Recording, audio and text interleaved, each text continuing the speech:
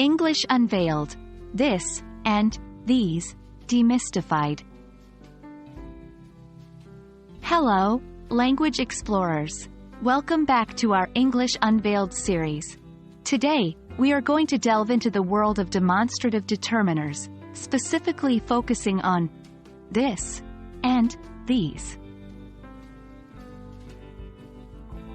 First things first, let's clarify what we mean by demonstrative determiners. In English, we use these words to identify specific things or people in relation to the speaker. They're super helpful in providing clarity and context in our sentences.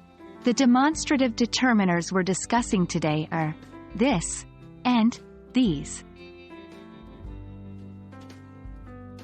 This is a singular demonstrative determiner, used to refer to a specific person or thing that is close to the speaker, both in terms of physical distance or in a conversational context.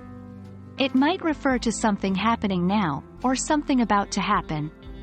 For example, this is my favorite book, or watch this. On the other hand, these is a plural demonstrative determiner. Like this, these is used for people or things close to the speaker. However, it refers to multiple items instead of just one. For instance, these are my friends, or these apples are delicious.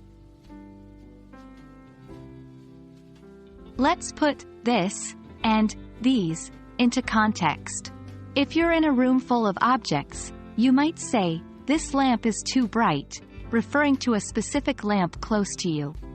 Similarly, if you're pointing to a group of pictures, you might say, "These pictures are beautiful," referring to specific pictures that you're indicating.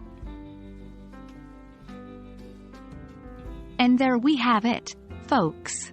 The basic introduction to our friendly demonstrative determiners. This and these.